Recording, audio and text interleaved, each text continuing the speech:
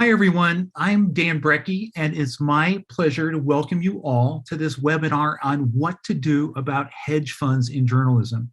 And just to be clear at the top, this event is also a fundraiser for Rick Goldsmith's documentary, Stripped for Parts, the story of one secretive hedge fund that has plundered what is left of America's newspapers and about the journalists who are fighting back.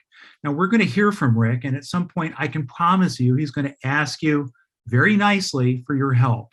We're also going to hear from several journalists who have thought hard about the question, what to do about hedge funds in journalism.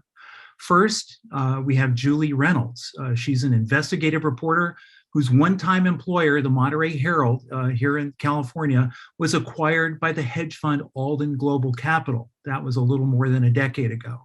As Alden cut staff at the paper, Julie took a voluntary layoff to help save a colleague's job. That was not a good day for the hedge fund's owners. Since then, she's focused her investigative skills on Alden and its owners, working to uncover exactly what the hedge fund is doing with the millions of dollars it's sucking out of its newspapers. Julie is also a founding editor of Voices of Monterey Bay. That's an independent nonprofit news site that she describes as a kind of mini New Yorker for the Monterey Bay area, but bilingual, bicultural, and more grassroots and irreverent. Chuck Plunkett is director of CU News Corps, part of the journalism program at the University of Colorado Boulder. Before that, he worked for 15 years at the Denver Post, first as political editor and later as editorial page editor. He had a front row seat to the destruction of the Post at the hands of Alden Global Capital. Chuck decided to do something about what Alden was doing, leading a team of Post writers who called out Alden for its business practices and writing an editorial laying out for Denver and the world at large just what was at stake. The paper was dismantled. We're also joined by Robert McChesney. He's written numerous books on journalism and media. Along with John Nichols, Robert was awarded the U.S. Newspaper Guild's 2010 Herbert Bloch Freedom Award. According to the Guild's Executive Council, the two of you have done more for press freedom than anyone. Your body of work is second to none. This is a transformative year for journalism. If we are able to chart a course that will preserve what matters, it will be in large part due to both of you. Robert has been writing most recently about a national initiative to save and grow local journalism. And finally, Rick Goldsmith. Rick and I got to know each other back in the 1980s as softball teammates in our adopted hometown of Berkeley. And, you know, softball's serious business here. Eventually, we started talking about journalism. I was an editor with the old San Francisco Examiner, and Rick was working on a film about the pioneering investigative reporter and press critic, George Seldes. That documentary, Tell the Truth and Run, George Seldes and the American Press, was nominated for an Oscar. He got a second nomination in 2010 for his film with co-director Judith Ehrlich, The Most Dangerous Man in America, Daniel Ellsberg and the Pentagon Papers. Rick's current project, Stripped for Parts, looks at the systematic destruction of newspapers by Alden Global Capital, but also considers what hedge fund ownership means to the survival of democracy in the United States. And Rick, here we are after all these years. I'm still in a newsroom and you're still making documentaries, and I'm turning the mic over to you. Thanks a lot, Dan. Great introductions. I want to set the stage of what this film is about, or how I got into it, really. In the spring of 2012, the events that Dan talked about that Chuck Plunkett kind of set in motion became national news. And here were these journalists rising up against the hedge fund owner. And it was like, what? I mean, journalists, they write about other people's issues. Now they are the story. What's going on here? So they were going to battle to stop the hedge fund from plundering and also educating the public to what was going on in journalism. I felt like I just had to get into this story, and I hadn't done a film on journalism in close to a decade. So this is going to be my, I guess, the third of my trilogy on films about journalism. But the story actually began several years later. The story actually began several years earlier, and we're going to show a clip here. And here you meet Julie Reynolds, who was working at this small paper on the Northern California coast, the Monterey County Herald. We got bought in late 2011 or 2012 by this mysterious company. Nobody even knew who they were. And somebody dug up the name. It was called Alden Global Capital, and it was a New York hedge fund. Everything was downsized. We had layoffs pretty much every 6 months. We had to move into a smaller space. The printing plant was shut down. All our stories were being copy edited 300 miles away where no one knew how to spell the name of the city council person in the story. I heard that the News Guild, which was my former union when I worked at the Monterey Herald, was looking for somebody to write some stories and edit a website. I said, "You're an investigative reporter. Why don't you dig into Alden and just write about who they are and what they're doing, because people don't know."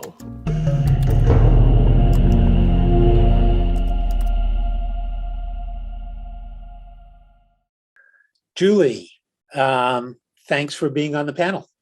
Oh, thanks for having me. All right. So after the Alden took over your paper, things got so bad that you took a buyout. And then later, you were working as a freelancer and in cooperation with the News Guild, your former union, you started to investigate. What did you discover about this company that had decimated your former newspaper? Well, at the time that they took over our paper, nobody had heard of Alden Global Capital.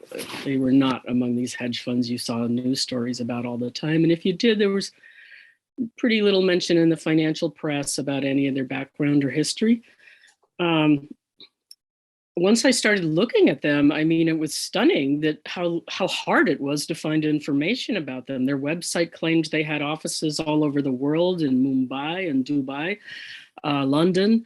And they seemed like this huge multinational corporation, but it turned out I found no evidence that most of those offices ever existed and were not still open. I did find numerous funds set up in the Cayman Islands, which always raises questions about a company's intentions. They were originally incorporated in the Isle of Jersey, which is another tax secrecy haven similar to the Caymans. And so here's this company that's getting into the news business, but it's shrouded in secrecy. It was a very small company, just two people founded it, Heath Freeman and Randall Smith.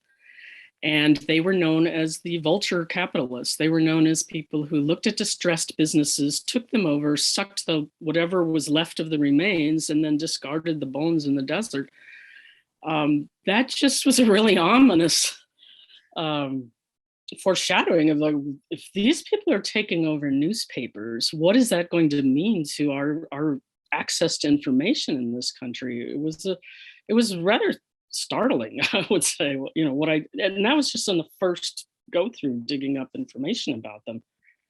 Well, what you're describing right now seems like it's almost common knowledge to people who follow the newspaper story. But back then, as you said, nobody knew anything about them. What was it that you thought was important? It seems so obvious now. Yeah, you get an investigation and then all this stuff comes to light, but you were kind of pioneering this stuff. And what was obvious to you that this needed to be investigated, that they needed to be investigated, and that maybe something important was going to come out of it? Well, I think to me, what really drove me was the whole myth of what is killing local news. Was broken apart once I looked at what Alden was really doing and why they were doing it. Like a lot of people, I had thought, local newspapers were dying because the internet came along. Newspaper companies were dinosaurs. They didn't know how to modernize and digitize. They weren't getting with the new generation. They were just old dinosaurs ready to fade away. But it turns out, that there was an actual deliberate effort to shut down these papers. And it had nothing to do with shutting down journalism. These owners and investors don't care about journalism one way or the other. They're not there to influence our reporting. They were just there to suck money out of newspapers and leave them to dry. And they treated it like any other business. Alden has a history of going into shoe store chains, into pharmacy chains, all kinds of industries, and taking what's left and just leaving the businesses dead on the side of the road. So it's pretty startling to see this was happening to newspapers, and it shocked me. And then I started talking to other people about it and realizing, wow, we're all believing this myth that, Craigslist took all our classified advertising. It killed the newspaper. The internet killed the newspaper. When actually there was a whole other series of things going on, and very deliberate in order to extract cash from newspaper chains and leave them just to flounder. And how extensive was this? I mean, you talked about it happened to your paper, the Monterey County Herald. But how extensive was it? Was it predominant your newspaper? Was it national? Give us an idea of what the scope. It was national. I mean, at the time, Digital First Media, in terms of circulation, was the second largest chain in the country. And I started finding out that all the other papers in the chain were experiencing the same thing we were. Their buildings and just to be clear, Digital First Media was the name of the newspaper chain that Alden owned. Yes, yeah. Sorry. Okay. Yeah, go ahead. Yeah. So, I mean, across the board, their buildings were being sold, printing presses dismantled, staff being laid off. I eventually calculated twice the national rate of other news chains.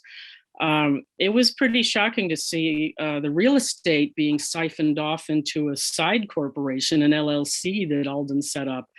And I start seeing all of our newspaper buildings for sale on this website online. And I'm like, they've got a whole industry set up to just dismantle our papers, take the buildings, take the assets. And it was very frightening. Losing your building is like, that's the safety net a small town paper has, to weather hard times. That's their equity. That's what they can fall back on. And we all lost that at the same time all across the country. So it's pretty startling to see the systematic shutdown of these community institutions. Yeah. So who was reading these articles that you wrote? And did you have, what was the sense? Did you feel like you were making an impact? I got hired to run a little union website just so that the members could communicate with each other. And we ended up just using that as a platform to put these stories and these investigations out there. So basically, in the beginning, hardly anybody read them. And it wasn't until I think when I went to a journalism conference in Berkeley, the Logan Symposium, and I met an editor at The Nation and told him this story of how our newspapers were being intentionally dismantled. And he was shocked. And I go, wow, if The Nation doesn't even know about this, I guess a lot of people don't know about this. We need to get this word out there. And I did a cover story for The Nation, and I think that really started to set the stage and get the paradigm shift changed to like you say, now today, people know that hedge funds are doing this to local news. Yeah. I'm also interested, give us a sense of of the onion that was peeled. Because it seemed like it was like, when I go over your articles and read them from the first one through, you've written over 100 articles now. Yep. It builds. There's something new in every article. So give us a sense both of what you had to do to dig that out and how it did build. What was the onion like for you? Well, it was such a unique thing because I've had the strangest and most wonderful job in journalism as an investigative reporter because I've looked at one corporation for 6 years now. That's, usually you got, if you're lucky, if you got 2 weeks to do a story, so this was astounding. And there's something, and I had learned this in our small town paper, there's something about being on a beat where you can just chip away and look at this. You don't have a big blockbuster. You're just looking at this angle leads to that angle leads to this one. And especially with these Byzantine, labyrinthine corporations with dozens and dozens of LLCs incorporated offshore, you do need to just chip away because you're going to find different things all the time. I find this pattern overall. I'm still discovering new things. I've all been skirting the edge of the law in numerous lawsuits in numerous jurisdictions where they always push it right to the edge of legality and end up getting charged, or sued, settling out of court, somehow, being being able to dust themselves off and move on every time. Yeah, well, I mean, I found it fascinating to discover one by one all the things that they did, all these scurrilous things. And when you dig into the history of Randall Smith, who started it, and then Heath Freeman, who then became the president, he's more active now.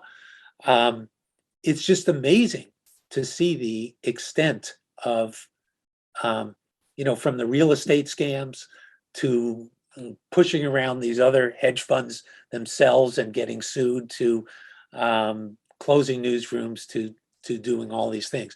I want to give people a sense of the time frame. So you started getting into this, what was it, the end of 2015, right? January 2016. Yeah, January 2016, and that the article, the meeting with the guy from The Nation, that was maybe a year and a half later in 2017. And when I heard about the story, it was 2018. So I'm going to leave you right here. Julie's going to be back to talk with us later, but I want to bring in Chuck Plunkett. And first, I'm going to introduce Chuck by us showing another clip. Digital First Media, Alden's newspaper chain, was then about 100 newspapers nationwide. So the flagship paper was the Denver Post, and they had they, like many Alden-owned newspapers, had already had many layoffs. And one day in March of 2018, it was announced that 30 people, nearly a third of the newsroom, would lose their job. And that brings us to the next clip. I had that thought that they just killed the Denver Post. And then I had this secondary thought, somebody should do something about this. And then I had the thought, well, the editorial page editor is the person that should do something about this. You should do something about this. You have a way to make it happen.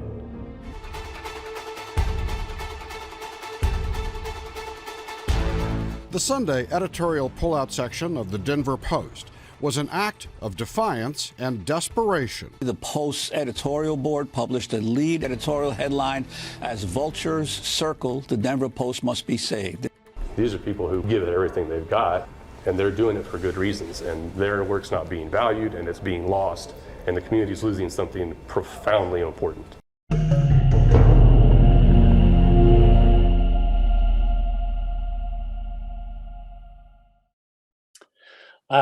Chuck, thank you for appearing with us. You're no stranger to being interviewed on camera because of what we just saw on that clip. So you wrote this editorial highly critical of the owners of your newspaper. You were putting your job and maybe your career at risk. What went into your decision to do that? That could not have been an easy decision, but somehow you felt it important. What went into that? Yeah, well, thanks to reporting that Julie had done and that others started to pick up on, it became increasingly obvious to us at the Denver Post that our owners that had been in control of the company since the early days of 2011, the last part of 2010, did not have our best interest at all at heart. What started as an effort by the company that we thought was well-intentioned to bring us into the 21st century, be digital first. That's why the parent company was named Digital First Media, was going to retool the newsroom to make sure that we used all the tools that the 21st century technology allows. And initially, some of the buyouts and the reductions of staff in the newsroom seemed to make a certain amount of sense. When I first started at the Post, it was in the glory days where we were closer to 300 folks in the newsroom. By this point, by going into 2012, when I was a new politics editor, we only had maybe about 175, 150, somewhere around in that range, which seemed a manageable. We could work with that. That was still a pretty large force. But then every spring, it seemed like, when they ran the numbers, profit was paramount for Alden, and it became clear that a lot of the visionaries at Digital First Media that had retooled us and retrained us had gone out the door, weren't satisfied with what was going on there. We started to hear a lot of rumbling. We started to hear a lot of criticism of the company, and we just started to see it for ourselves. The practices that were taking place at the Denver Post did not make journalistic sense. Things that were just routine, things that you always covered in a budget. If there was a flood, you made sure that your reporters in the field had hotel rooms to stay in while they were out far away from Denver covering the flood and things like that. Suddenly that got shrunk down and down and down. And then year after year, we kept cutting the newsroom by 15, 18, 20 some people. And then we come to that terrible day in March that you just mentioned in 2018, when we learned that our newsroom was going to go from 100 down to 70. And, you know, there was a lot of crying in the newsroom, and people were very upset. And as you saw from the clip, the realization that came to a lot of us was they just killed the Denver Post. We're never going to be able to get the brand back. We're never going to be able to have the kind of power and influence and that we had in the past as journalists. And so what went through my mind was the community is about to lose this organization, this mechanism that supports democracy and enables democracy and helps communities reach their full potential by keeping them informed and by holding the powerful accountable and giving a voice to the voiceless, was going to be so diminished that it was essentially going to be dead or on its way to death's door. And so what was going to be lost just seemed insurmountable and irreplaceable. And yet, as has been referred to already in this panel, the common man, the reading public didn't know this, didn't know why this was happening. They just thought, oh, it's just the internet. Oh, it's just Craigslist. They didn't realize that our own owners, by design, were bleeding the lifeblood out of the newsroom so that they could support just purely profit-seeking initiatives and endeavors. I'm all about making profit. I'm all about making money. I wish I had more money all the time. But if you own a newsroom, if you're responsible for a newsroom, you have a larger commitment, in my opinion, and in the opinion of a lot of folks in journalism and public policy. And that commitment is that maybe you do take a lean year. Maybe you don't always make maximum profit. Maybe you skate by, but you make sure that the journalism is being delivered because it matters so much. It matters to your community. And once you see it like that, it's such a black and white, right and wrong kind of thing to consider, or question to consider. Does my job really matter at that point? A, do I really want to keep working for an owner that treats its newsrooms this way? And B, can I sit silently by and watch it happen when I know that it's possible that I could sound the alarm and at least let the people know, let the public know that this was going on and why it was going on?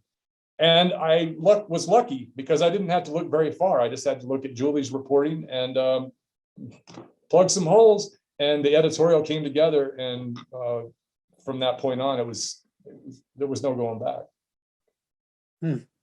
You really put your, I mean, I understand everything that you said. And I also am aware that there were 100 other newspapers that were suffering in the same way that the Denver Post was, that were owned by Alden Global Capital.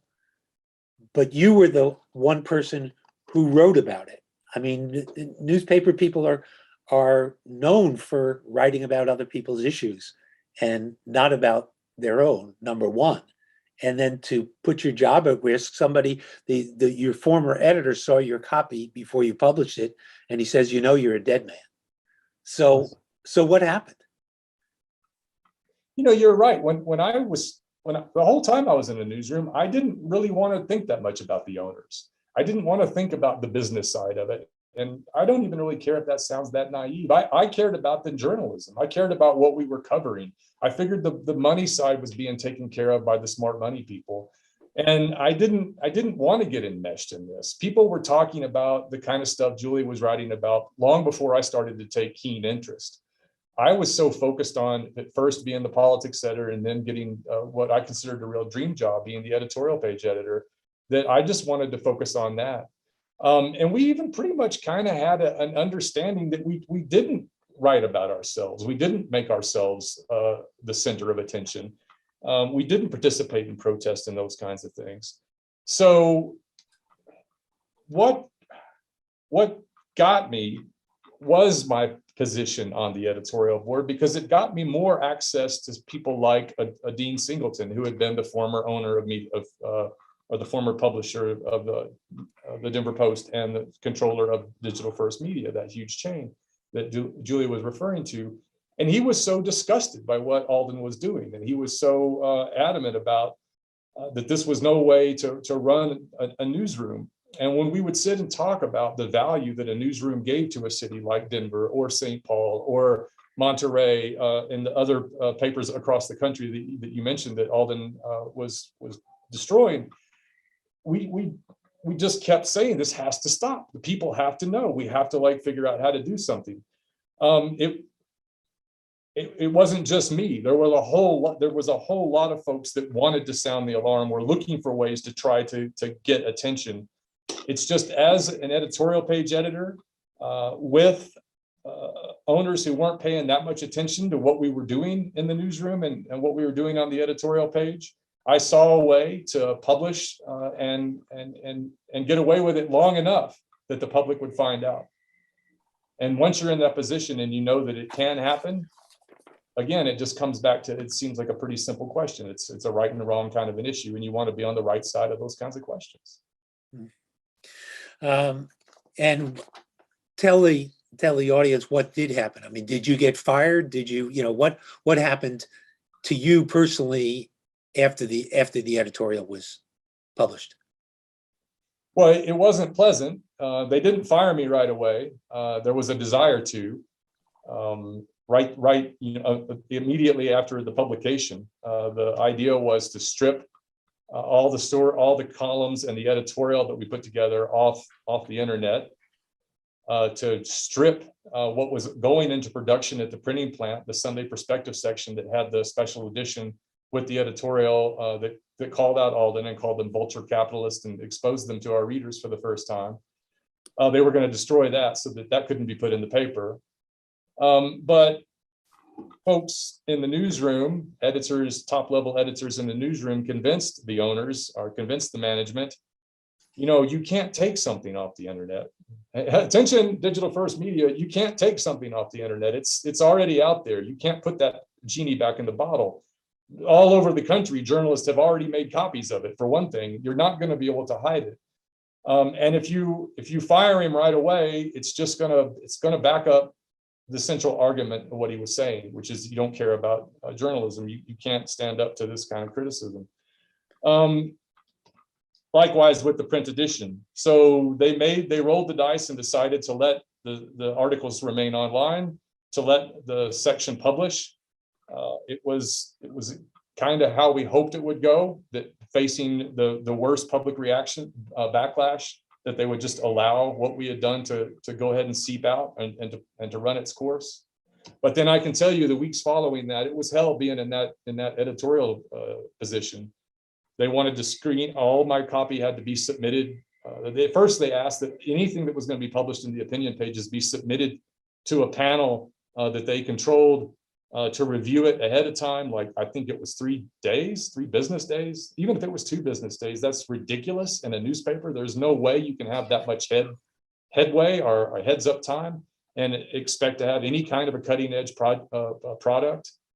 So that kind of fell through, but that showed you the level of desire that they had to try to coerce and prevent further discussion along these lines, to discussions about taking me off the editorial page and putting me back in the newsroom in a role that wouldn't have the ability to write about Alden in any way, and those kinds of moves.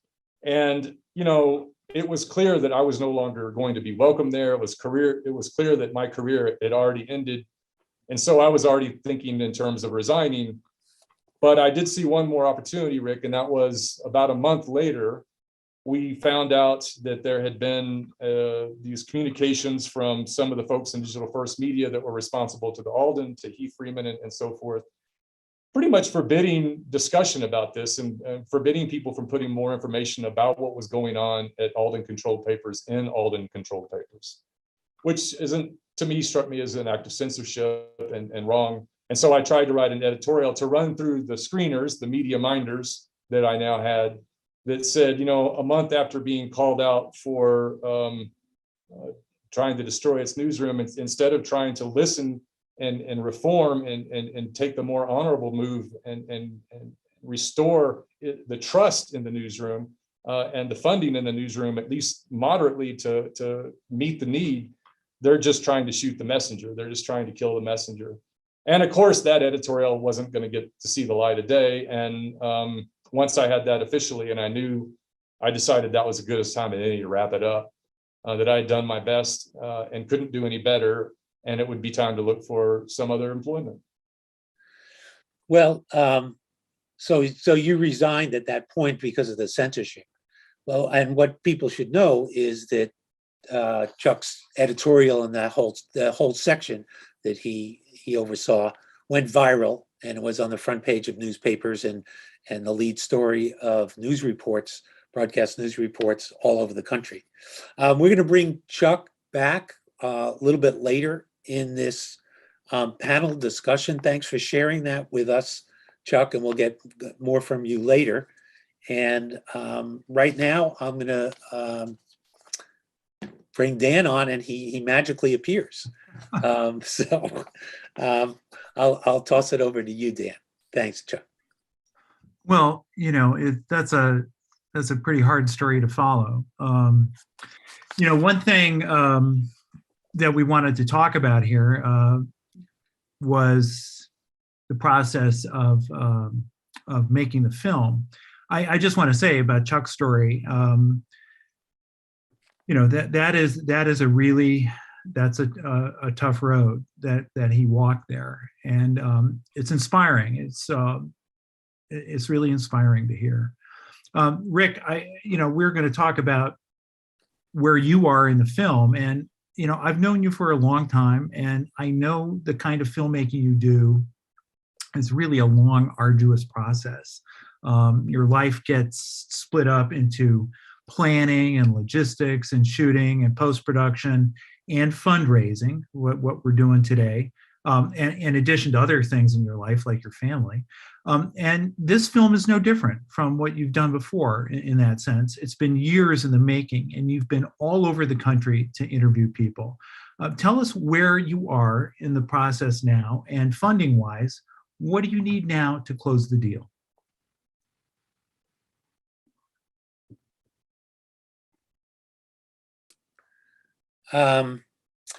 So I cut out there for a second here, but I think I'm back. Oh, you are? I am. Well, I was just asking where you are in the process of making this film. There is a heartfelt toss to you, and I'm really disappointed that you missed it. So where are you in the film, and what do you need in terms of fundraising to close the deal? Well, we're quite far along in production. We've got about 80% of our shooting is complete. Early on, we raised funding from contributions to cover all of that. Then the pandemic hit, which slowed us down in terms of what we could shoot, and also funding became more difficult as money was kind of tight everywhere. But things are opening up now. We're moving ahead production-wise, and we've devoted the month of April to raising at least $75,000. And we've raised well more than half of that 70,000, but we need more.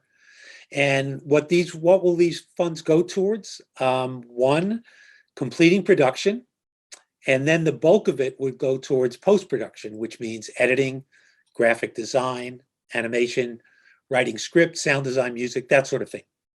So we need your help. And you can do that now. Just hit the green button that says support the film. That allows you to contribute by PayPal, credit, or debit card. And you can also donate by sending us a check. So all the necessary info is there on our website. The website is Stripped for Parts Film, all one word, strippedforpartsfilm.com. So that takes care of that. We want this film to be the best it can be. Audiences nowadays for documentary film expect entertaining, compelling stories, well told, with high production values, which has always been my standard anyway. So this is my third documentary film with journalism as a central theme, as I think I said before. The first two were Academy Award nominated, and I expect the same quality and impact with this film, especially because the subject matter and the themes are so important. That is, the crisis in local journalism, and what are we doing about it? So that's my pitch. That's all I've got to say on that, Dan. All right. And I think you said it well. And now it's time to hear from our next panelist. Rick, tell us about him. Okay. Just 1 second here. Bob McChesney, he has been writing about journalism and democracy and the intertwining of the two for at least 2 decades, maybe more. So welcome, Bob, to our panel. It's a pleasure to be here, Rick. It's really been an enlightening experience so far. All right, great. So what I've got for you, I'm reading off of stuff that is for Chuck. Okay. Well, I'll tell you, Rick, while you're looking at your notes, let me just say something. I think what you've heard Julie and Chuck and Dan all describing, but especially Julie and Chuck so far, has been the free fall, disintegration of local journalism in the U.S. At the hands of the hedge funds. And, one thing I know from my experience is I deal with the crisis in journalism for a long time, and especially now, is that people all experience this. They all know it's happening because they know there aren't any reporters in their town. A lot of times we didn't have anyone covering anything in them, especially compared to just 10, 20, 30 years ago, when it was dramatically different. But they don't really understand why that is. They don't understand if there's anything they can do about it. They just sort of accept it to the extent they even think about it, which is what makes your film so very important, because a great film, a great documentary can really crystallize what's going on and start explaining things and getting people interested and get active then. How can we affect this so we can actually have journalism again in our community? And the cost of your film is so absurdly low for the sort of a mountain you're climbing with it, that I hope people will just take whatever they give and make the donation, because you're going to get a multiplier effect of 1,000 to 1 with a film like this, especially with someone of your caliber making it. Thank you for those kind words, Bob. Thank you. I want to ask you, you've written so much here. So the situation we have now, is there half as many paid journalists working than a decade ago? More than half the newspapers in this country are owned and controlled by hedge funds. There's an increase of news deserts and ghost newspapers every year. So help put this in perspective. What's the cost to all of us?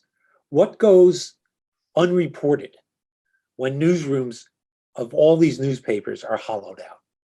Well, I think that the research here is pretty emphatic and unequivocal. We have a situation where when you have less coverage of local politics and what's going on in governmental institutions, you see a huge increase in corruption. No one's watching people in power and their dealings with powerful people in their communities.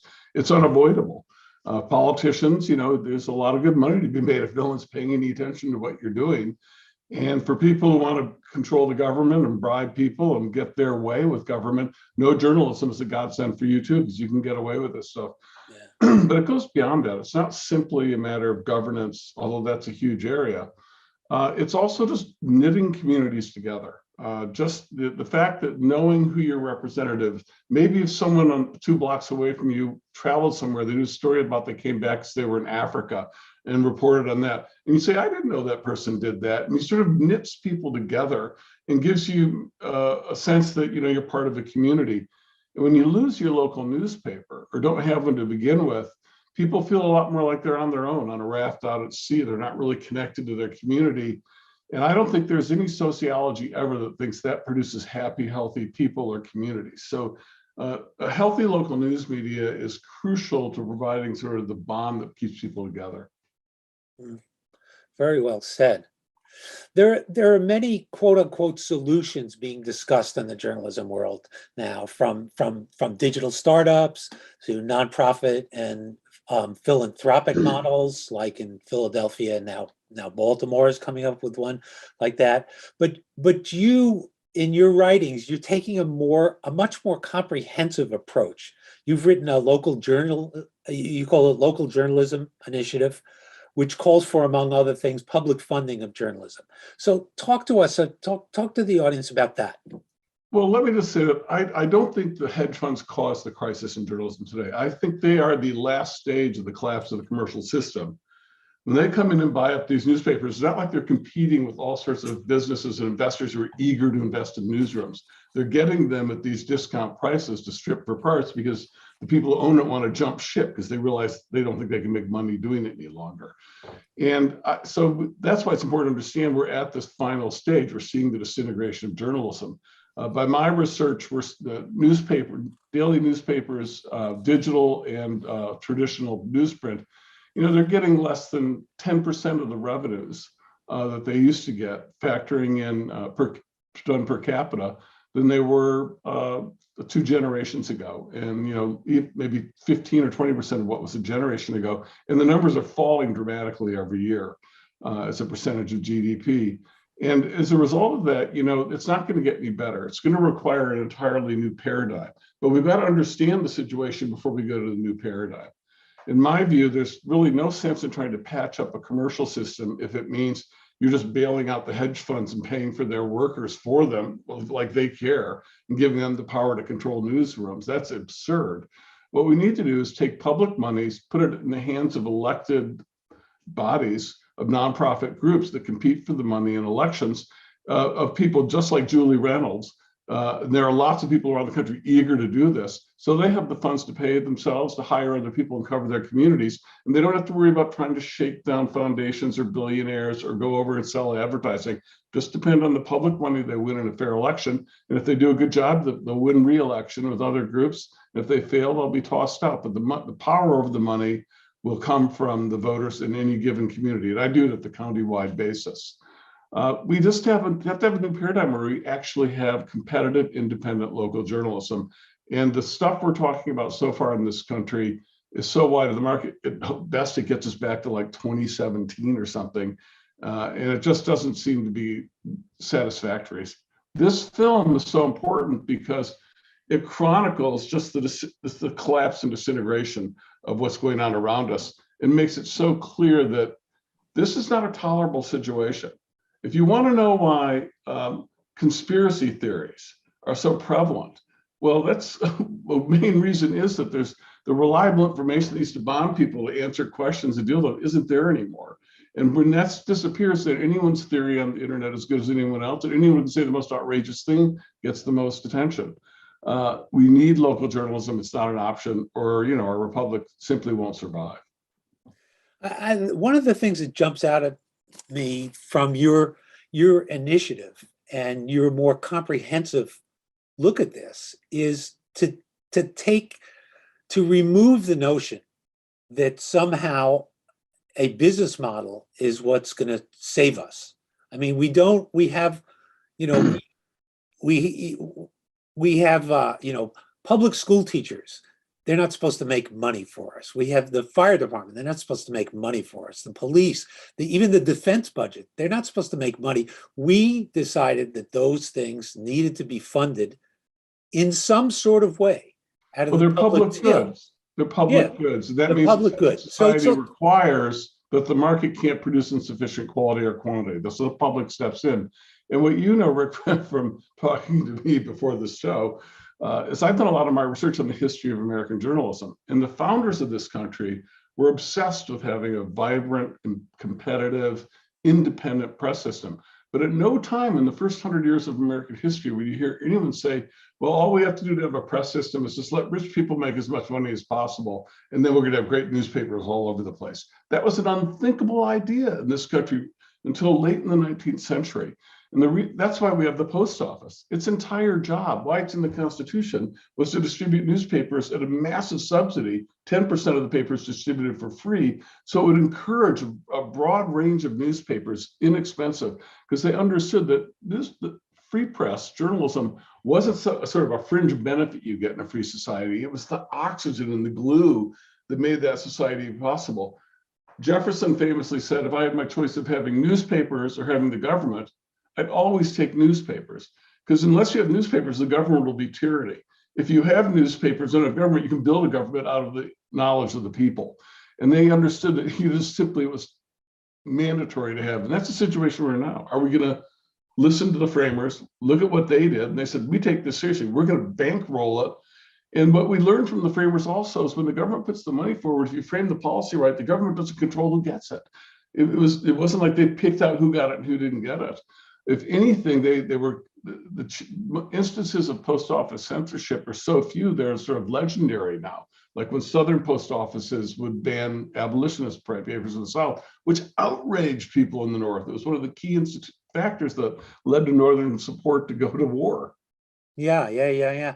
So what Bob was referring to was in 1790s, shortly after the revolution was done and George Washington, the Congress voted for this Post Office Act, which would basically support the transportation of newspapers through the mails. And that's how the post office grew, but that's also how everybody in the country, regardless of how rich or poor they were, was able to get these new things. Well, I jumped on that. Newspapers. Let me add this to that. In the 19th century, first 100 years of American history, newspapers were all papers. Dailies in cities were distributed by the post office. In a city like New York, they'd have delivery 2 or 3 times a day, 7 days a week. And 70% of the traffic of the post office was newspapers. Over 95% of the weighted traffic was newspapers. That's what the postmasters did. And actually, the research I did with some statisticians and economists and postal historians, we determined using government data that the value of the subsidies, the percentage of GDP, to subsidize below cost the distribution of newspapers. Today, if we had the same percentage of GDP doing that, we'd be spending $46 billion annually, the government. That's how serious they took this. The post office was the largest federal institution, except for the military during the Civil War, all the way up until the 20th century, by far. That was what made this country one country, and it was built around the press system, distributing newspapers. Right. And then, in the mid 1800s, the newspapers figured out a way through advertising mostly. That's right, and that's changed everything. To change everything, and that business model worked for 170 years until about the turn of the 21st century. And then the advertising it didn't work anymore. Back. The advertising will never come back because the advertisers never supported newspapers because they gave a damn about newspapers or journalism. They did it for some commercial reason. It's the best way to reach their target audience. Well, in the age of Google and Facebook and the internet, knowing everywhere you're online at all times and everything about you, advertisers can go to those companies and say, track down the people who I want to reach, and they can find us wherever we are online. Right. There's no reason to buy an ad on any site, generically, news or otherwise.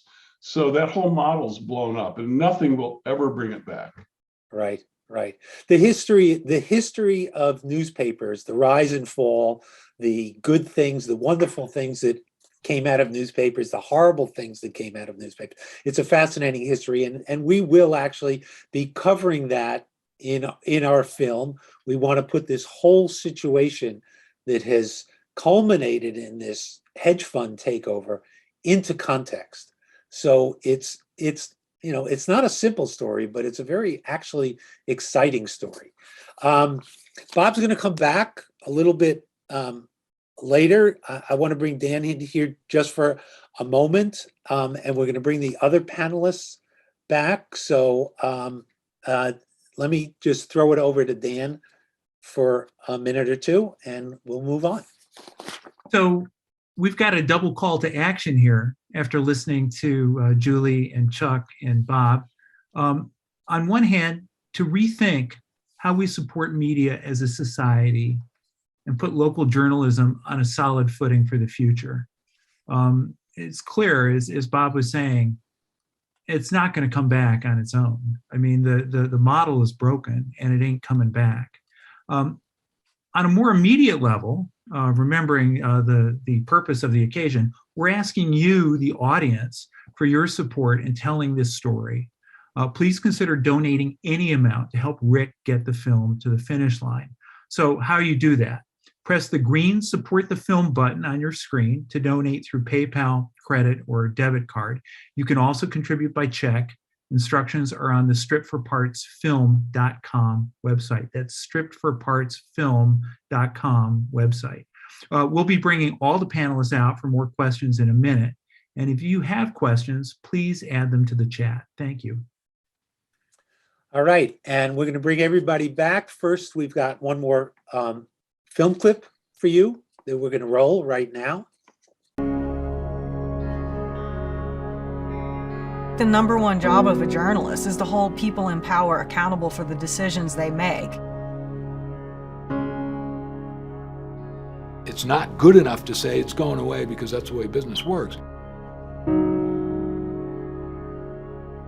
Newspapers are not just any other business. They are the only private industry specifically named in the Bill of Rights. People need to know there's a problem, and they need to know why it's happening. History will not judge us kindly. If one day we wake up to realize we failed to protect our community's right to know, and in turn, our very democracy.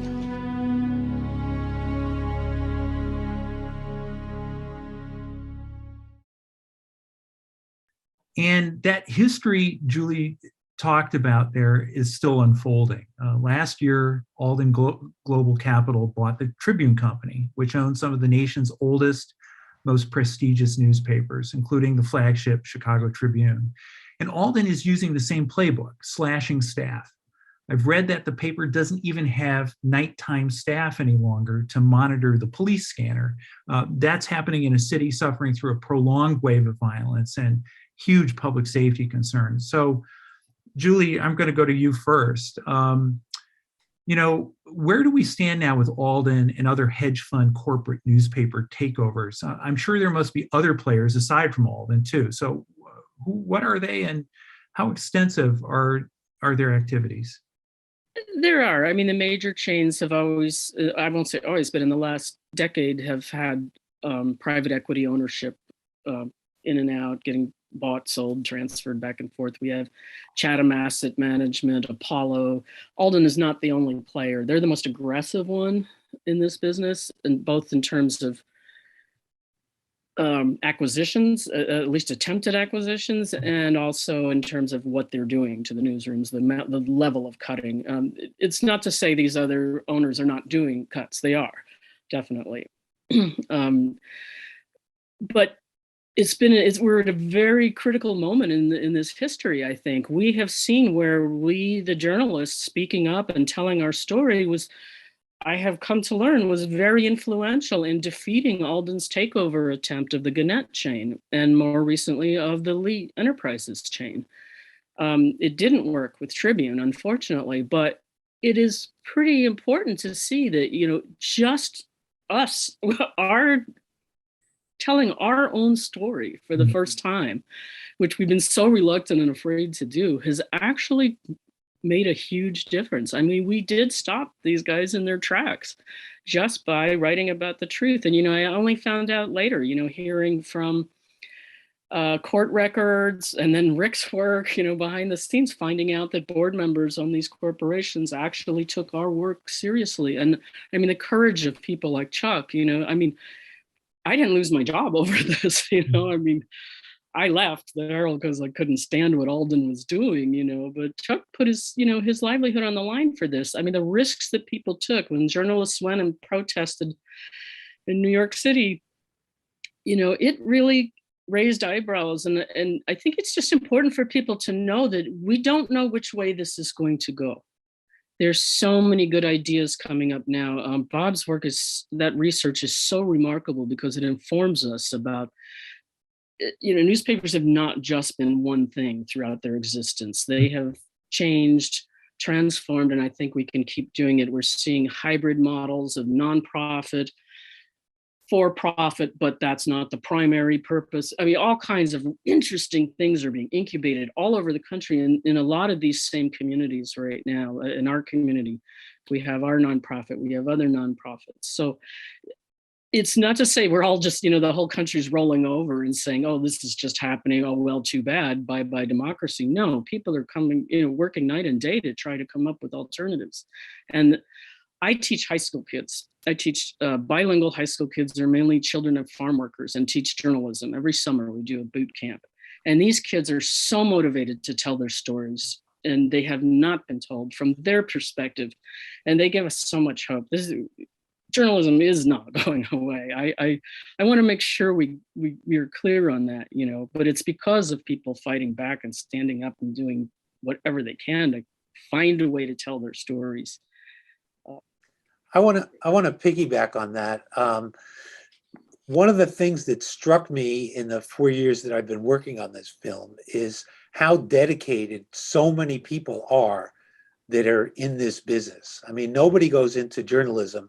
Nobody goes into journalism as a reporter or an editor, or to get rich. Maybe newspaper owners, they used to go into it as a way to get rich. But the people who actually do the journalism don't do that. And to me, it translates from the journalists who were experienced that are a large part of this film, but also the younger journalists. And Chuck, I'd like to throw this to you because you're teaching journalism. And one of the things that we did was we filmed you with your students. And these young people are faced with, as I said before, half as many journalists are paid journalists today as were maybe a dozen years ago. So what are the conversations that you have? What do they say to you faced with maybe not so rosy futures in terms of opportunities? And, what do they say to you, and what do you say to them about this thing called journalism? Yeah, it's a great question, and it's a sobering one to be teaching college level journalism students. When I was their age, I had an interest in being a creative writer, and I thought that my career would always be one that I would have to that would be my passion, but I would have to do something else to make money. And it was a calculated decision that I made to pursue that. And one of the ways that I solved the problem, Rick, was that I got into a newsroom and thought that, well, this will be great. I can do journalism and I can make a decent living and support my writing this way. But now my students who are taking journalism, which I should have done back in the day, right, are making the same kind of calculated decision that I was making back then, that they're doing it because they have a passion, because they see the importance of it, because they see the need for it. And even though a lot of them are now learning and facing it already in their lives, that there aren't as many opportunities and it's going to be much more difficult, and we have a much more fragmented newscape in which to navigate, they still want to be a part of this noble profession. They want to make a difference. They want to hold the power accountable. They want to give a voice to the voiceless. They want to be able to tell the kinds of stories that Julie Summer Kids, that program, need to be told. They want to help. And so I know there's the passion, but there is definitely a lot of fear and a lot of nervousness. Used to, not that many years ago, kids, young people in journalism programs, there were a lot of different internships available pretty much every semester and in the summer. And many of them were paid positions so that you could spend a significant amount of time in a newsroom with enough money to get by as a college student, right? And you got real world experience and you got to work with professionals, and you got a leg up on a career. You had opportunities. And it's so hard to find that now. Newsrooms, even the many startups that are trying all these different kinds of experiments, courageously trying these different kinds of experiments to keep newsrooms afloat, and to start newsrooms in different ways. Even though they would like to, they usually don't have the kind of deep pockets that it takes to fund internships. Maybe they can have 1 or 2 interns around unpaid, something like that, but it's not anything like it was only a few years or maybe 10 years ago. And beyond the internship level, it's like we've said, the model of the strong city paper, the strong state level paper, it just appears like it's forever broken. And we've got a much more fragmented media environment. You guys have already talked about the numbers of journalists that we've lost, how tragically it's been decreased. But even in places like Colorado, where the spotlight, because of what happened at the Denver Post, has been so visual and so visceral for a lot of people, that a lot of donations are going to startups like the Colorado Sun, and a lot of donations are going to Colorado Public Radio, and they are boosting their newsrooms and hiring more folks, and they have exciting stories to tell. But it's still a different, fragmented, less funded overall environment from which these kids to land, and it's a concerning thing. You know, I wanted to jump in here. We have a couple questions from the audience, and this first one, I think both Julie and Chuck have spoken to a little bit, but let me just put this out there. Please speak to the explosion of new newsrooms, many of them local and many of them nonprofit, that are in many ways filling the information gap. While these hedge funds are indeed hollowing out the legacy newsrooms, it seems important to acknowledge the work that these newsrooms are doing. And Julie, I know, Voices of Monterey Bay is like a great example of the kind of effort that this questioner is talking about. Well, and I want to throw out a caveat here. I mean, I'm very proud of what we've done with Voices. We're telling stories that even when our local newspapers were robust and thriving, didn't do. The stories of marginalized communities, particularly the stories of youth, homeless community, things like that. We have reporters in prison, just we're much more diverse and creative, and all that is very exciting that so many new voices are being brought in with these startups. We're part of a large consortium called the Institute for Nonprofit News, which is hundreds of similar publications around the country. But I do want to be a little sober about this and say, we also don't replace the paper of record. I mean, if you look at our budget, it's laughable. We, the 4 co-founders, don't take a salary. We're pure volunteer. We can't, quit our day jobs or stop freelancing or do whatever it is we do. We pay our writers and photographers. We can't be at every meeting. We don't have that kind of staff. So, the paper of record, where you had this robust group of highly trained people who were at every council meeting, at every planning commission meeting, that we are not filling that void. We are performing a huge important service. But I do want to caution that, by not investing in the news and just letting everybody start a little nonprofit in their little community is not itself going to be the answer. And it may be things that, like what Bob is suggesting, that are more important, is some kind of established fixed subsidy that these organizations could get so that they could compete for it, their community would elect them, and then they could continue to do their work. But we do need to get back to the concept that we need paid professional journalists, and we need a lot of them if we're going to cover our communities in any meaningful way. Well, you're reminding me of one essential function of newspapers over the centuries. Really, they're a form, not the absolute only form, but a form of civic memory, and first draft of history.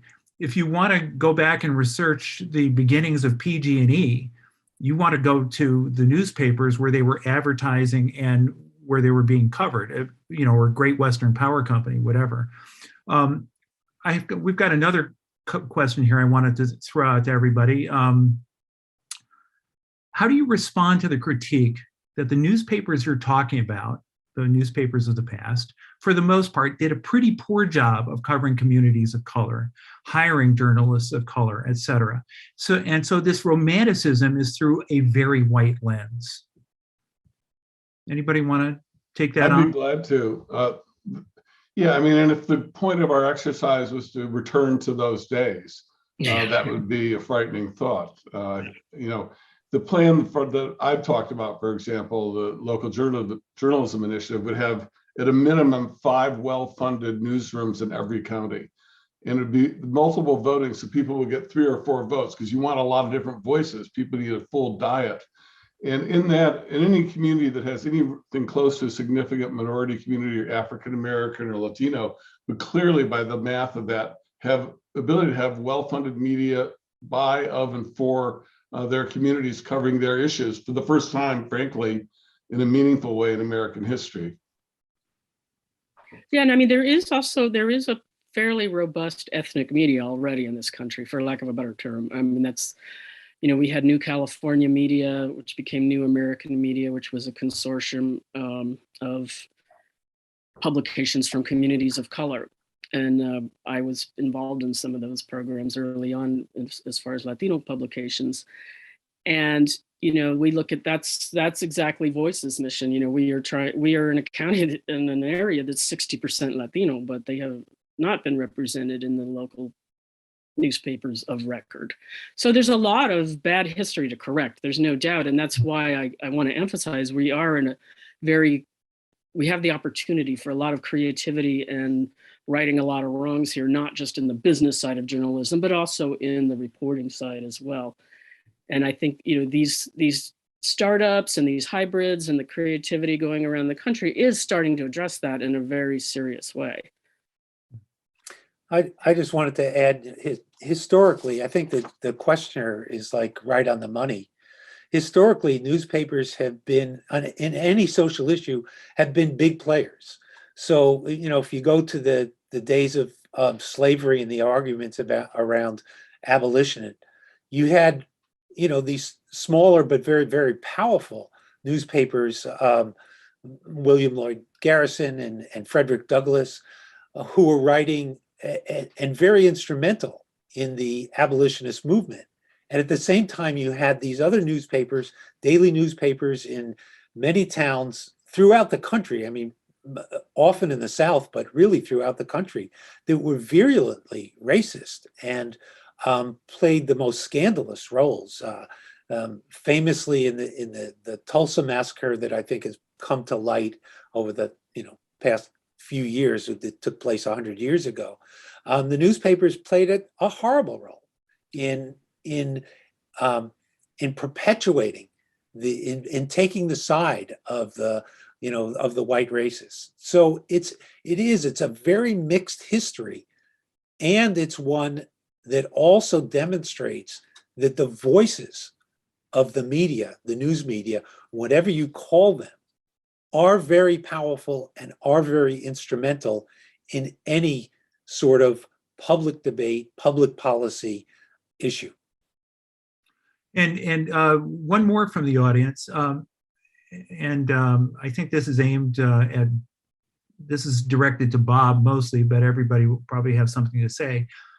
If a public entity controls the money for the news, what happens when the newspaper or a media organization is run by the aggressive folks who are currently taking over school boards, state legislatures, and gerrymandering to maintain power?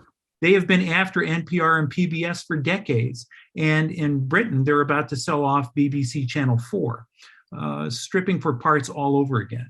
Bob, what do you say? Well, I understand the concern politically. This will be the system that's been laid out would be one in which there be local elections to pick local nonprofit groups based in that community. But there's no ideological or content restrictions otherwise. And if the people in a community elect someone like this, well, that's where the money's going to go. And if people don't like it, they get their own group out and other journalists get together and say, we're going to run in the next election and show how better journalism can be done. I will say this for people definitely concerned about the far right and conspiracy theorists and whack jobs. Behind most of that stuff is someone trying to make a buck. And this would be a pretty rigorous nonprofit standard that would have to pass muster. That will weed out, I think, most of the con artists. I have one question that I'd like each of the panelists to address is what can the public do? Like maybe one thing from each of you, or what can the public do to address this journalism crisis that we're in? Well, I'll start. For one thing you can do, if you're interested enough to watch this program, you're clearly interested in the issue, talk about it with your friends if you aren't already. We're at the moment now where we need to just blow on the little bit of flame we've got. We've got to build awareness, momentum, and then start getting our politicians talking about it locally. We have to get everyone engaged and starting and talking with your friends. And that means why this film, get back to it, is so critical. A film like this going around the country, being seen, will provoke discussions like we've just been having. We can sit here and talk for the next 3 hours and have great stuff to say. Anyone, the great thing about journalism, you don't have to be a journalist to talk about it or a professor. People who are interested in the world are interested in journalism, and everyone's got to take this on as their issue. That's really well said. I think it's also incumbent upon us, for those of us who really care about democracy in the news, when you see these local experiments doing good work, talk about it beyond just your friends. Also promote it on social media. Also make sure that any circles of influence that you have are also thinking about the journalism that organization is doing. And, at the very least, make sure that you're subscribing or donating to that newsroom so that you're helping it out. The media dollar, I think we have to be mindful of something right now. I mean, it's a golden age of paid TV, right? If you've got the money, you can watch amazing programs, amazing series and documentaries and so forth. But there are so many to choose from. And the money that any household spends on media, a lot of it's going far away from news content. It's going to other kinds of content. And I think you got to remember that your dollars and cents matter to newsrooms, and you got to plan carefully and make sure that folks that are providing good news, who are rising to the levels and the standards of our noble profession and helping communities with their journalism, are getting your support. You're here. Well, I echo everything that's just been said by Chuck and Bob. And I will add, also, I would tell the public, you have the right to demand some answers. And that means talking to your elected officials as well. It means talking to the publisher of your local newspaper. Don't just gripe to the reporters. I mean, when I was in the newsroom at the Monterey Herald, I'd hear from everybody what was wrong with the paper and how we weren't covering everything anymore. But the higher ups don't hear it. They're insulated in their boardrooms and their suites and wherever they are, so reach up higher call the publisher, call the head of the chain, find ways to reach out to the people and just keep letting them know the public is watching, the public is interested. I think they take for granted that nobody cares. And at least I work in such a small community. I mean, we are so rural. We have meetings in, like the local Grange, which is out in a big barn. And that's where we talk about, I tell the community that, there's a hedge fund behind this. There are decisions being made on Wall Street that are leading to this lack of coverage. And that's why your high school sporting event didn't get covered last night. Call those people and demand that they start hiring reporters and talk to, especially elected officials. I think it's going to be crucial. There is growing interest among all the way through the federal government to local legislatures, where they are starting to pass resolutions and starting to look at, why is Alden destroying this paper in our community? They're actually specifically looking at the private equity firms that are doing this and trying to call them out. So, we got to keep the pressure up too. Just keep talking and letting the right people know that who are in a position to do something about it. I look forward to the day when we have full-on congressional hearings about this issue, because it's so important. I think we could go on for hours, and maybe we will, but or maybe we'll reschedule for another time. This has been terrific. I really want to thank all the panelists and the moderator for doing this, for coming out. It's just it's an important issue, and to me, it's always a fascinating discussion to have. I also want to thank everybody who's tuned in to this, and if you were inspired by it and have friends that didn't see it, we will have this recorded, and we will let people know how they can see what they missed. And I think that's it.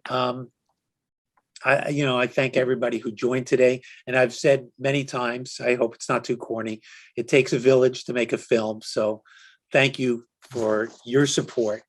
And I'm just going to toss it over to Dan to wrap up. Yeah, so as Rick said, thanks to everyone who took the time to join us. Well, journalists can talk for hours about anything. Thanks for bearing with all of our little discursive odysseys here. And just one last reminder that this is a fundraiser for Rick's film Strip for Parts. And I'll remind people how to donate if they want to right now and haven't had a chance to yet. Press the green support the film button on your screen to donate through PayPal, credit, or debit card. You can also contribute by check. Instructions are on the stripforpartsfilm.com website. That's stripforpartsfilm, that's all one word, .com. And that's all we have. Thanks very much for joining us. Our members are here today to deliver a very simple message to Smith and Freeman. And it's time for you to sell this company and get the hell out of the news business. Hey! Ho-ho! All the global's got to go! The idea of a reporter standing out with a picket sign and lobbying as an activist for a cause is very foreign to us. It took a long time for people to get upset enough. We believe democracy depends on journalism. Now that you've been exposed, thanks to the dogged investigative reporting of Julie Reynolds,